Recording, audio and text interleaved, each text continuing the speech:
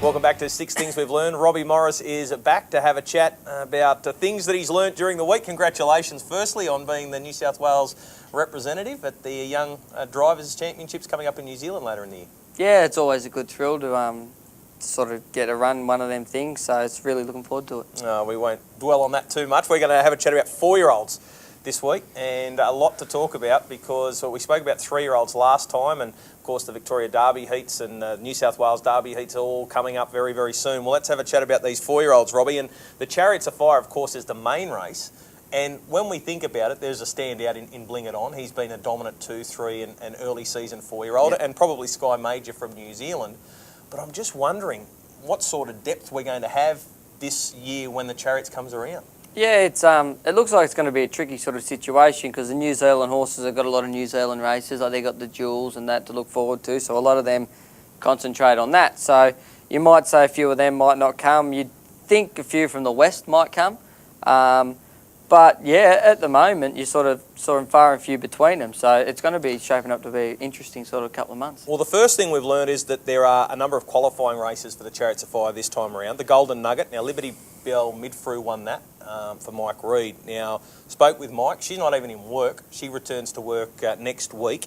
They're going to get her ready for the Inter-Dominion in Perth later on in the season. So we won't be seeing her. Yep. We've also seen there was a 4- and 5-year-old futurity run in New Zealand on Christmas Eve. Now, Avena Serena won that. Spoke with Jeff Dunn during the week, and he all but ruled out coming across for that race.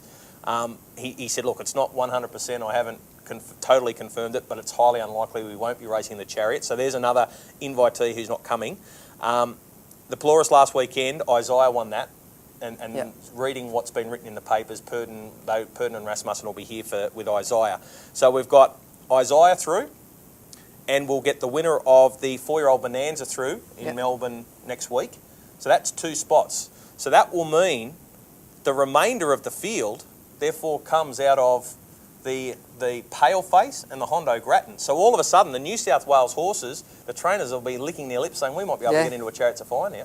Definitely. I think them 2 sort of races are the main races. Obviously, New South Wales horses look too, but if nothing comes from interstate, and being maybe a boil over next week in the Bonanza, you'd think Yankee Rockstar will just sort of go through his motions and win that. So, yeah, it's definitely sort of shaping up to be a bit of a weird one, but I'm sure a few will come out of the woodwork. Well, let's see if we can run through some horses, some 4-year-olds.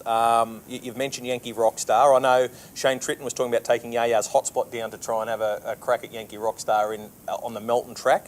He thinks he goes better at Melton than he does at Menangle.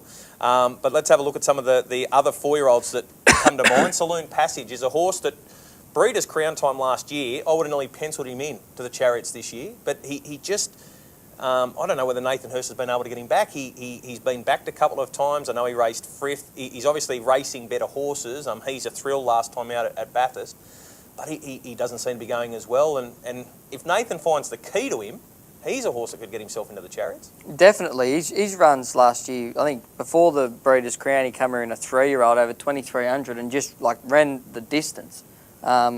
He's a really nice horse. Unfortunately, he's not going at his best right now, but if they get him going as good as they can, he'll slot right in. We mentioned Yaya's Hotspot. I'm Mr. Brightside's another one, one of yours and Kerry Ann's, who now, he's got those 2 records recently, so you'd have to be thinking that you'll be looking at those races. Yeah, he's definitely looking at those races. He's pulled out really good after his run last week, which was a really hard run. Probably won't see him until the first qualifier for the Chariots, but no, that's his goal from now on. You got to be honest, Bling It On looks like it's always just a bit too good for him, but that's life. But he's definitely there, and if all things being equal, and he has a little bit of luck, and he's healthy, hopefully we can get through and see how he goes. You've got you mentioned Bling It On. He's the number 1 seed, I'd suggest, going into the series. All eyes on us. Another of the McCarthy runners has been very impressive. He's been racing inferior horses. He's got to take that step and race these top 4-year-olds, but what he showed as a 2-year-old would suggest that he's going to be competitive at that level. Yeah, definitely. A horse that I don't think's probably slipped under the radar a little bit is a horse called Young Modern. Michael Stanley's horse from Melton. Goes very good. I think he's racing tomorrow night, I think, in an M1 to M2 heat for a final. He sat outside some really nice horses there last preparation. and then Michael give him a bit of a let up. But he's a really nice horse. I dare say Michael will have the Chariots penciled in for him.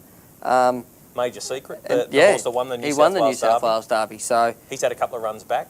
Has he? Yeah, at Charlton, I think, and been impressive. So no doubt he's ticking along. Alleluia is a horse that started its career in New Zealand and now finds itself in Queensland with Grant Dixon.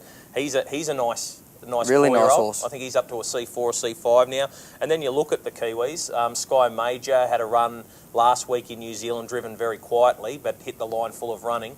And you know, I don't know what they're going to do with a horse like Dalton Bromack. I know they pulled him out of the Inter-Dominion, but he's only, you know, he's that age where they might look at a race like that for him. So while we've looked through the qualifiers and said, well, you can scratch out a couple and you can, you know, they're not coming. Oh, and the Halls, they've had a bit of a setback with their horses, so the Halls aren't bringing any across from WA.